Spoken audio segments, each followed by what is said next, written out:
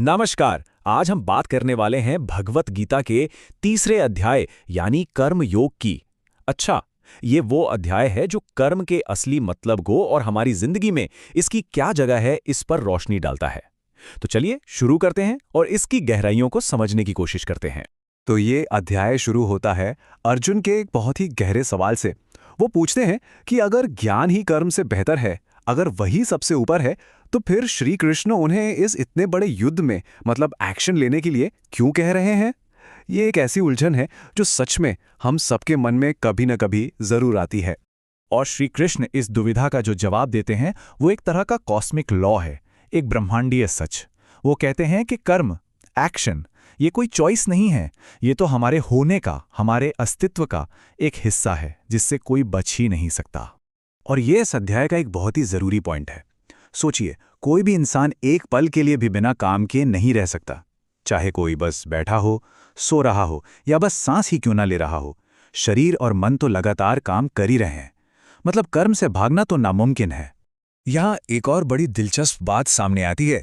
अक्सर हम यही सोचते हैं ना कि कोई भी काम करने वाले हम हैं, लेकिन गीता के हिसाब से ये असल में प्रकृति के 3 गुण सत्व, रजस और तमस हैं जो हमसे ये सब करवाते हैं। हमारा जो ईगो है, जो अहंकार है, बस वही ये सोचता है कि ये मैंने किया है। अब एक और गहरा कॉन्सेप्ट आता है, यज्ञ। यहाँ यज्ञ का मतलब सिर्फ आग में आहुति देना नहीं है। श्री कृष्ण समझाते हैं कि ब्रह्मा ने इंसानियत के साथ ही यज्ञ को बनाया था, जिसका मतलब है बिना किसी स्वार्थ के अपनी ड्यूटी, अपने कर्तव्यों को पूरा करना। जब हर कोई समाज की भलाई के लिए अपना योगदान देता है तो सबकी तरक्की होती है।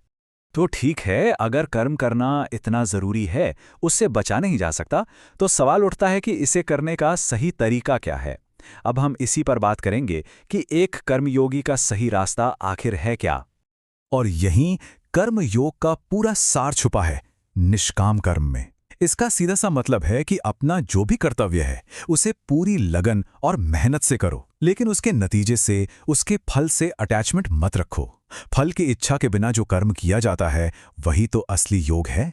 अब देखिए, श्री कृष्ण यहाँ 2 तरह के लोगों में एक बहुत ही साफ फर्क बताते हैं। एक है सच्चा कर्मयोगी जो अपनी इंद्रियों को, अपने सेंसेस को कंट्रोल में रखकर काम करता है, और दूसरी तरफ है मिथ्याचारी, मतलब एक पाखंडी। ये वो है जो दुनिया को दिखाने के लिए तो त्याग कर देता है, पर मन से अंदर ही अंदर वो उन्हीं दुनियावी चीजों के बारे में सोचता रहता है। ये एक बहुत ही पावरफुल मैसेज है। अपने खुद के स्वभाव के हिसाब से जो कर्तव्य मिला है, यानी अपना स्वधर्म, उसी को निभाना सबसे जरूरी है। भले ही वो काम ठीक से ना हो पाए, पर वो किसी और के काम को परफेक्टली करने से कहीं बेहतर है। दूसरों की नकल करने से अच्छा है कि हम अपने रास्ते पर चलें। यहाँ तक कि जो ज्ञानी लोग हैं, जिन्हें सब कुछ पता है, उन्हें भी कर्म करना बंद नहीं करना चाहिए। क्यों? क्योंकि वो समाज के लिए एक मिसाल बनते हैं, एक एग्जाम्पल सेट करते हैं। उनके काम को देखकर ही दूसरे लोग सही रास्ते पर चलने के लिए इंस्पायर होते हैं। और इसी को लोक संग्रह कहा गया है, मतलब दुनिया की भलाई। तो अब जब हम ये जान गए हैं कि कर्म करने का सही तरीका क्या है, तो ये जानना भी बहुत जरूरी है कि इस रास्ते की सबसे बड़ी रुकावट क्या है। और मजे की बात यह है कि ये रुकावट कहीं बाहर नहीं, ये हमारे अंदर ही छिपी है। अर्जुन फिर एक बहुत ही जरूरी सवाल पूछते हैं कि आखिर वो कौन सी ताकत है जो इंसान से उसकी इच्छा के खिलाफ भी पाप करवा देती है। जानते हुए भी कि ये गलत है, इंसान क्यों उसे करने पर मजबूर हो जाता है। और श्री कृष्ण का जवाब सिर्फ एक शब्द में आता है, काम।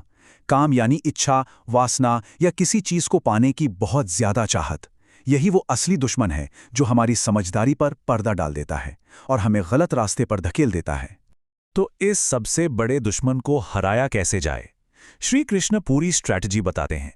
ये दुश्मन हमारी इंद्रियों में, हमारे मन में और हमारी बुद्धि में यहीं छिपा रहता है। तो अगर जीतना है तो हमें शुरुआत से ही इन तीनों पर काबू पाना होगा, इन्हें कंट्रोल करना होगा। और इस पर जीत पाने का तरीका है इस हायरार्की को समझना। देखिए, सबसे पहले आती हैं हमारी इंद्रियां, हमारे सेंसेस।